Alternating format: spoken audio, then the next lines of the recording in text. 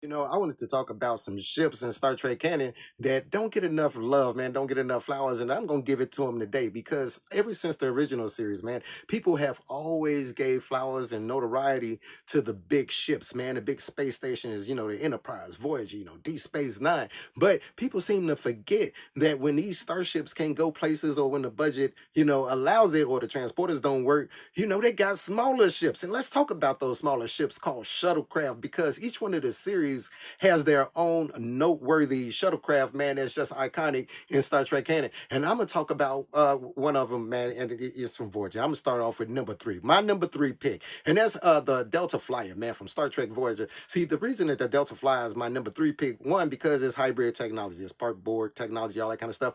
But the main thing that knocks it out of being, one of the cooler of the shuttlecraft to me is because there's absolutely nowhere in the world that you could get that, you can convince me that you could get that shuttlecraft to go to warp 10 without all kind of just disintegrating. I remember seeing big old bulky Galaxy class, Constitution class starships, man, that almost fly apart. He even Sulu. Okay, that's okay. I'm not finna.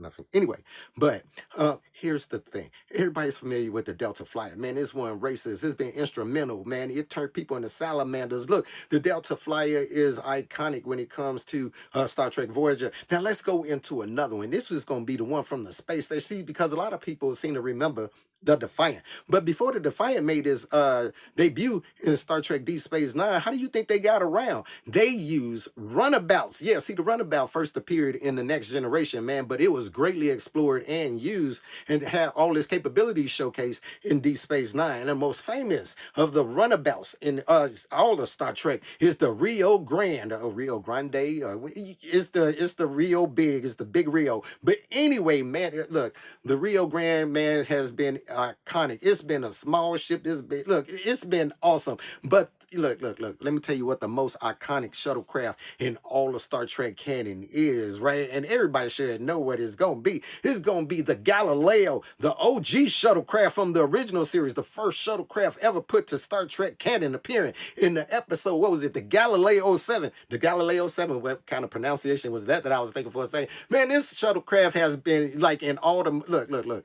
Deca even took the Galileo, the original Galileo, up against the what was it, that whole little monster, what was it, the Doomsday Machine, man. And that's how we got the Galileo 2, man. Well, they didn't call it the Galileo 2. It went from Galileo 6 to Galileo 7. But anyway, man, those are the three. I think the Galileo even had one in the Next Generation. I think they had the Galileo class in the Next Generation. I know that for certain. They even had a Galileo in, what was it, Lord Dex?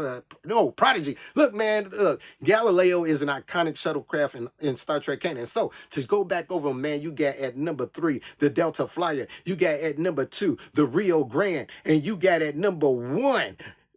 What was it? Number one. Oh, yeah, the Galileo, man. Let me know in the comments what you guys think. If there's any shuttlecraft that I left out that y'all think would be iconic, need some flowers too, man. Or if my order was just all jacked up. Anyway, let me know in the comments, man. Thank you guys for watching and check them out.